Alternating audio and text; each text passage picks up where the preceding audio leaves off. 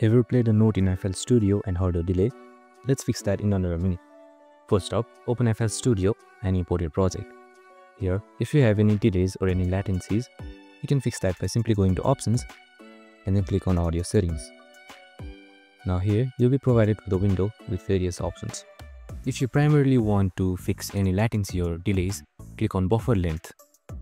Here, you can slide the slider to the left for lower latency but higher CPU usage, or you can slide it to the right for higher latency but better performance. Once you're done, just close the window. You can also check multi-threading temperature and multi-threading mixer processing for better performance and output. You can also change AS-IDO for all V2 if necessary. Once you're done with that, close the window and simply preview your track. This would do your track better, and if it did, make sure to like, subscribe for more related videos. See you in the next one.